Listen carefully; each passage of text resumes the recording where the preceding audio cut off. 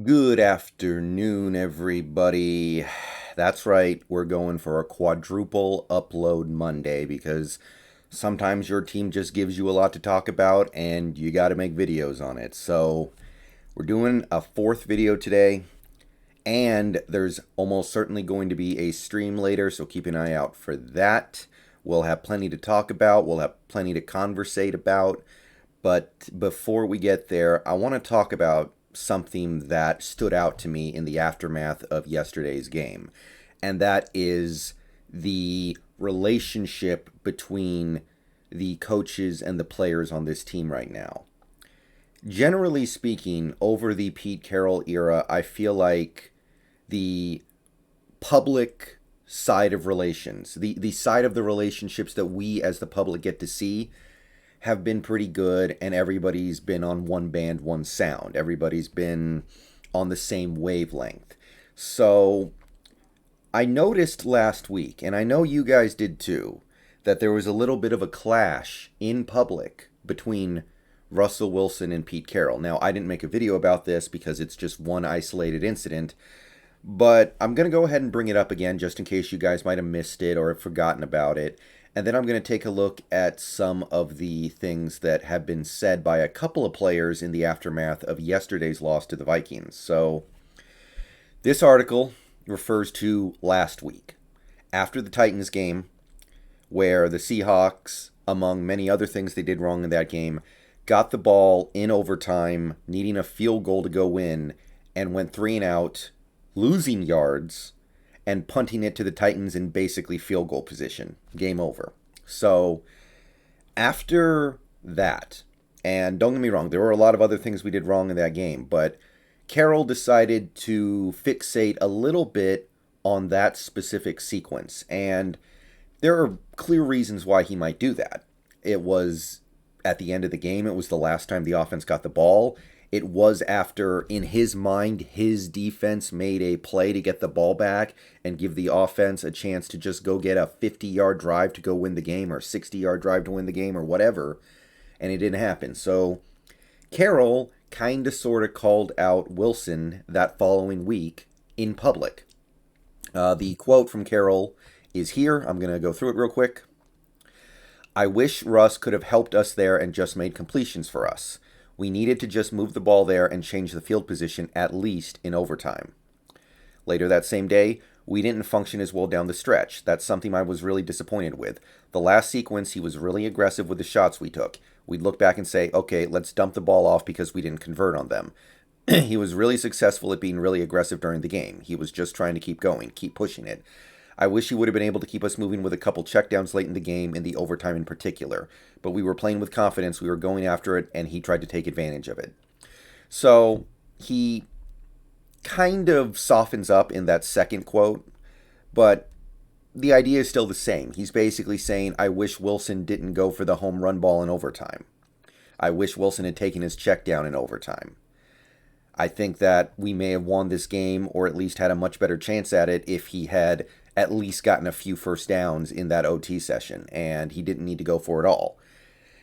Now, that part doesn't surprise me that much, but what really caught my attention is that Wilson seemed to push back on it about as much as you could ever expect Wilson to push back on a comment like that.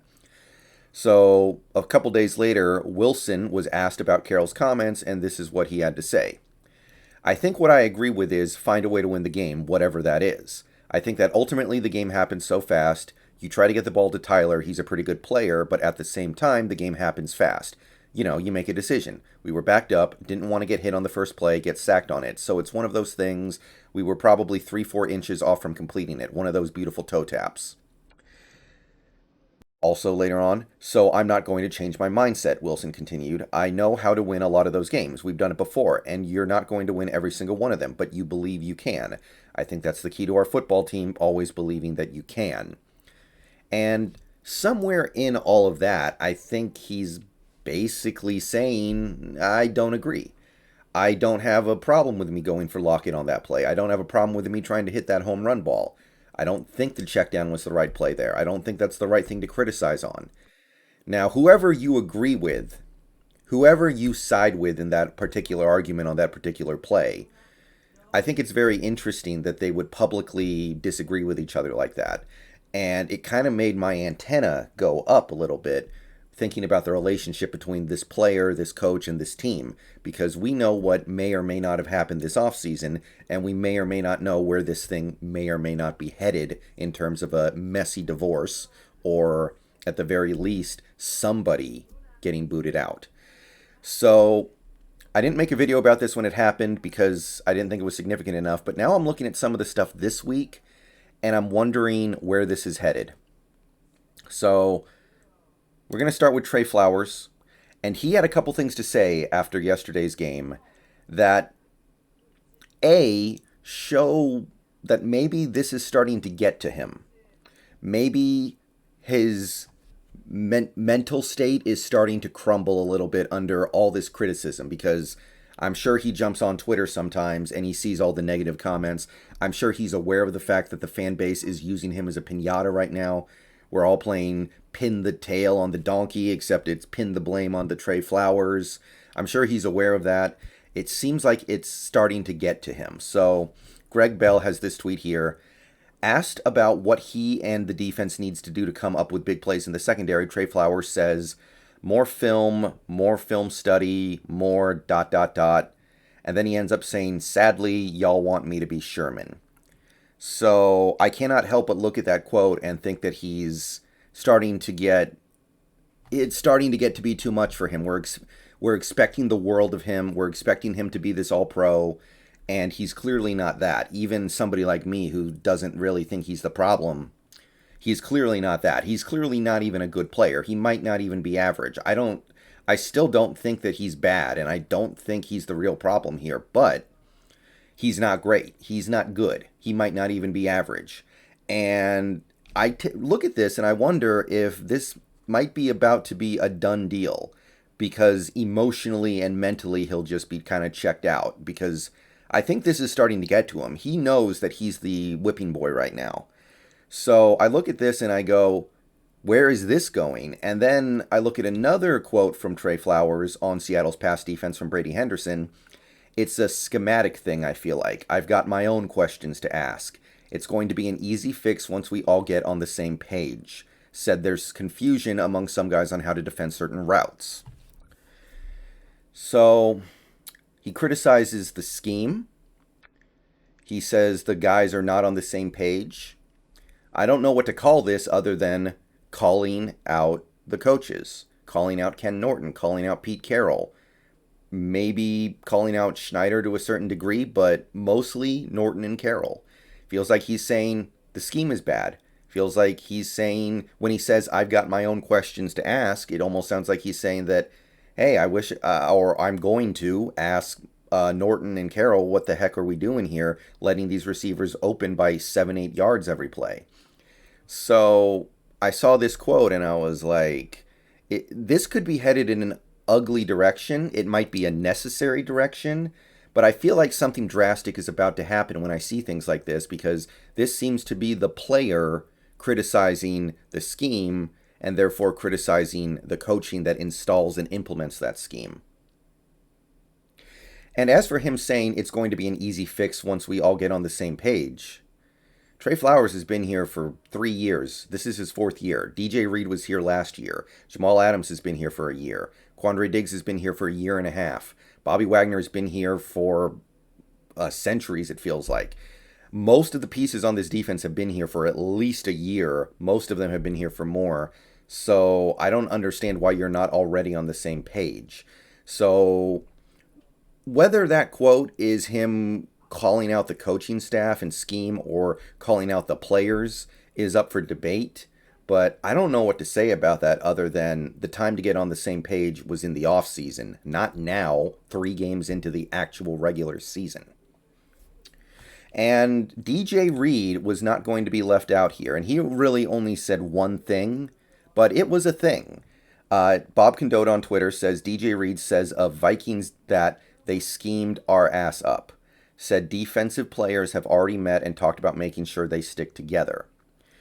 And I do want to point out Quandre Diggs seems very unhappy with the way things are going right now. And I don't just mean in terms of the result. It seems like they have issues back there communicating and understanding where they're going and what they're doing. There's a lot of reason to believe that this isn't just the result is bad thing. I think these players are starting to get fed up. When I see DJ Reed say they schemed our ass up, I kind of see him calling out the coaching staff. So you've got more than a couple players on the Seahawks saying things that seem to go against the coaching staff. You had Wilson basically say, I don't agree with Carroll on that assessment. And now you've got both starting cornerbacks basically saying, hey, the scheme is the problem. Now, they could be saying that it's our fault we don't grasp the scheme, but I'm much more inclined to believe that the scheme is the problem.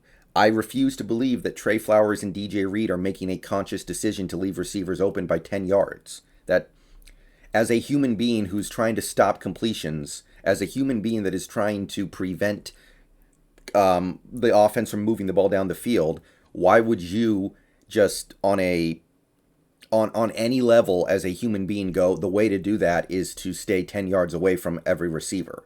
You just wouldn't do that. So, no.